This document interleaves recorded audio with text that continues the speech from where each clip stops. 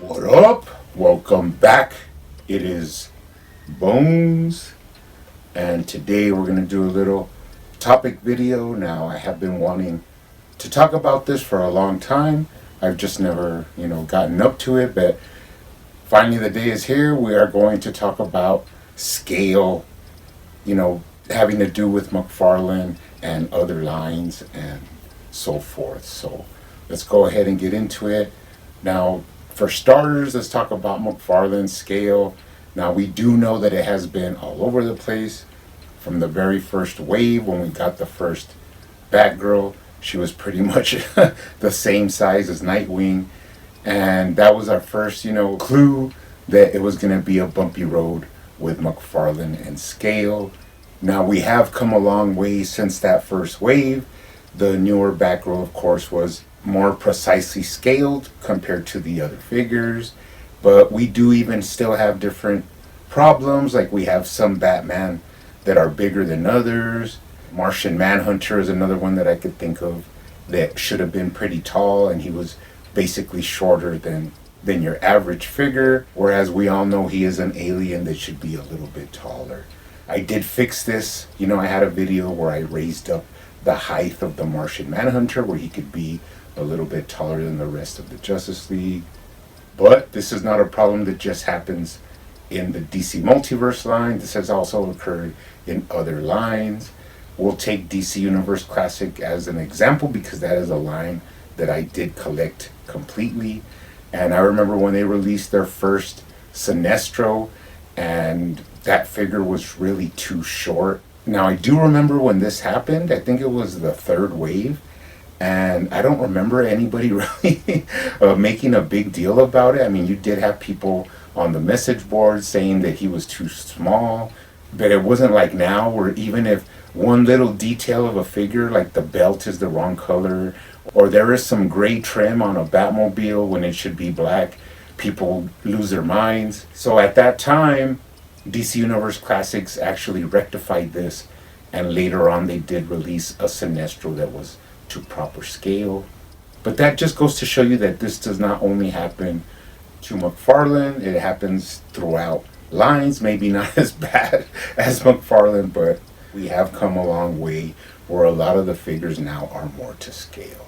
Now, let's not even get into vehicles, which if they wanted to make an actual vehicle scale with 7-inch figures, people do not understand just how big that vehicle would have to be actually in scale with the 7-inch figures. For an example, the Batmobile, it's a good size. The Batman figure does fit inside, but it is not to scale. Of course, the original Batmobile was a 2-seater, and if you were to scale it out, it would probably be as big as my desk, which is way bigger than the Batmobile that was released from McFarlane.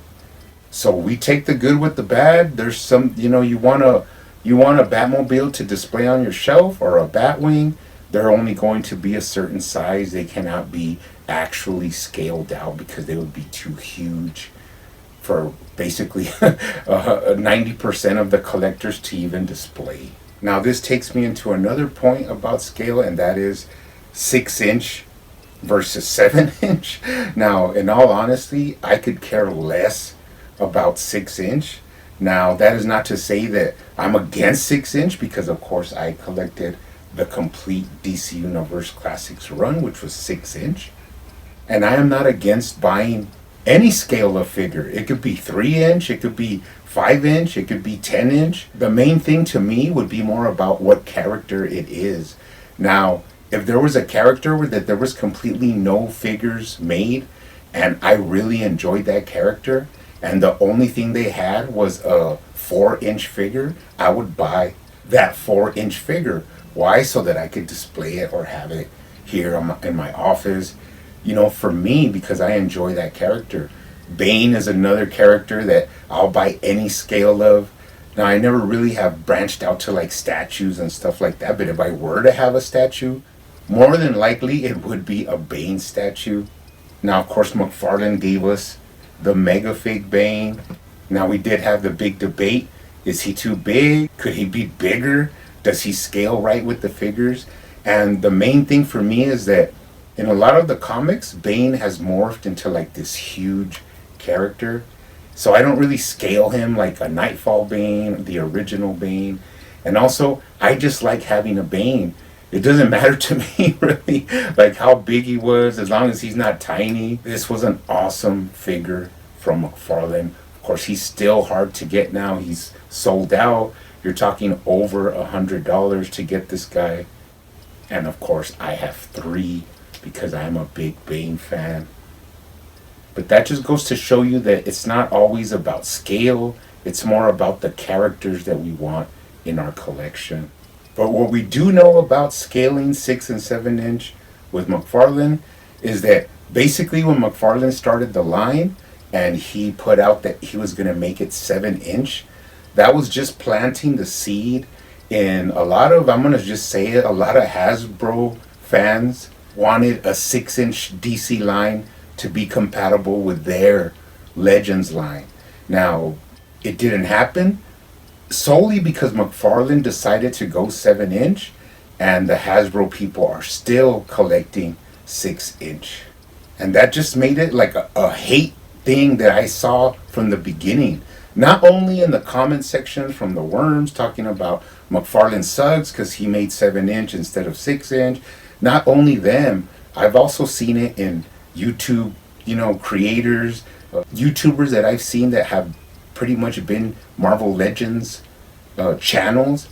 Now that McFarlane is 7 inch, I have heard it. I heard it with my own ears, and what it was, I don't know what McFarlane's doing over there, but I don't like that 7 inch scale. That's just ridiculous. And I mean, who are they? Who is Marvel Legends to make the rules of what lines have to be right now?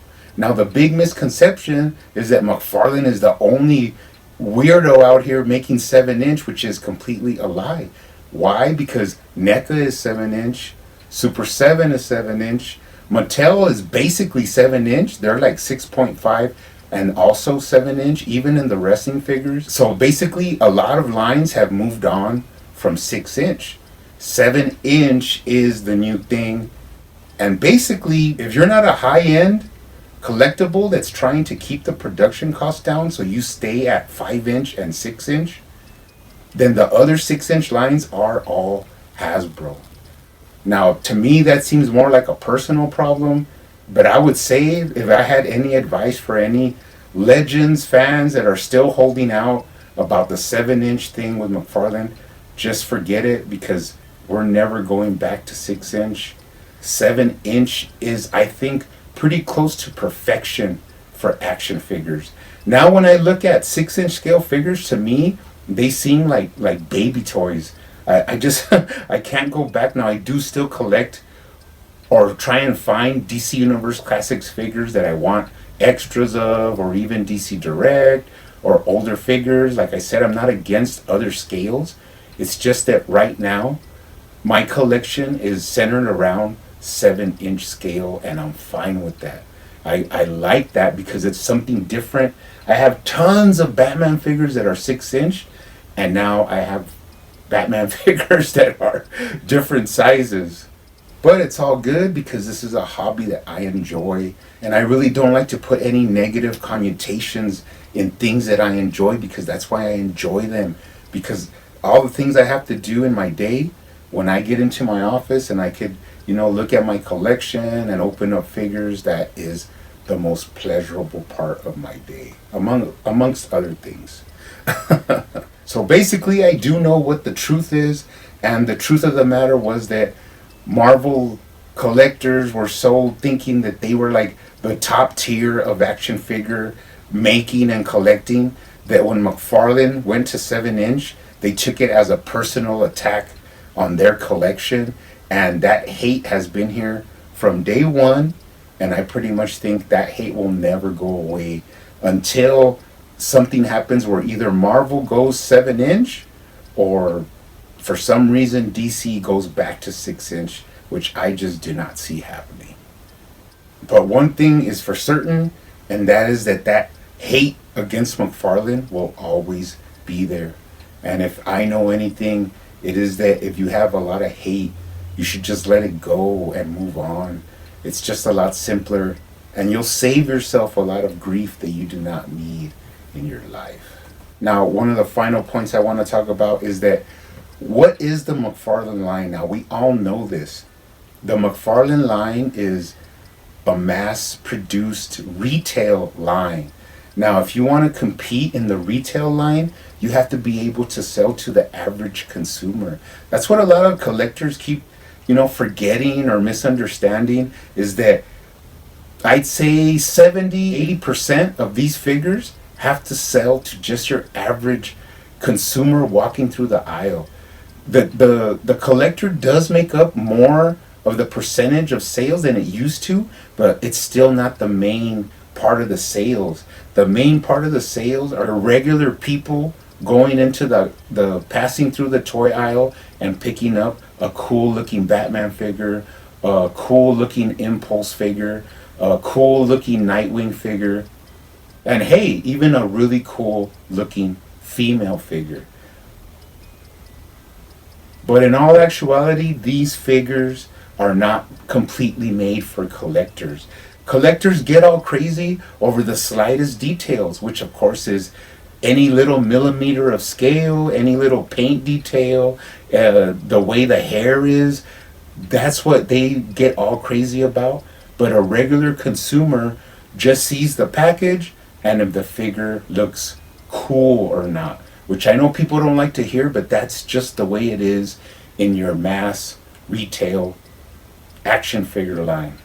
And once everybody comes to terms with this, they'll understand why McFarlane sometimes makes the decisions that he makes, of course, of missing some paint details or missing clear goggles, which I really love. And for some reason, McFarlane seems indifferent about when it actually is a big decision of if a figure will sell or not, because it gives it that cool factor, that chef's kiss of an action figure to sell to a lot of people. And there is a big difference between, let's just say NECA and McFarlane. Now, a lot of people push NECA up there like if they're, the greatest thing to ever happen to action figures. Now, they don't talk about how they are 7-inch. They act like only McFarlane makes 7-inch, and it's the wrong scale. But NECA is 7-inch. And what do? They give you extra head sculpts, they give you more accessories, they give you cleaner paint with a lot of detail. But those figures are $40. They are $40, even if they're $35 with tax. It's more like $40, and they hardly ever go down in price. They seem to either stay at that retail price or go up. McFarlane figures are half the price, and that is why he sells more units of figures compared to NECA. You go to every retail store, you're going to see McFarlane's, hopefully, up there on the pegs. NECA, you're going to see in their little specialty aisle. You're going to see them in less retailers. We even saw that the Flash Wave was at Macy's recently. I even went there to check it out. And yes, they are there, but there's no NECA there. And that just goes to show you that McFarlane is playing the numbers game. He's going to sell as many action figures as he can, while NECA is more centered around the collector, and that is fine. I have no problem, as I said before, with any scale, with any toy lines. This should be a fun, satisfying hobby for everybody. Now, McFarlane has said that he's going to open it up and start making some figures that are like deluxe figures that'll have a little bit more paint details and who knows what else, but that will cost a little bit more. Will all the geeks and the dorks be happy after that? Who knows? Probably not, but I will always enjoy my collection. We should always have fun in what we're doing, but you guys keep hunting out there, keep collecting, keep customizing, and I will see you on the next one.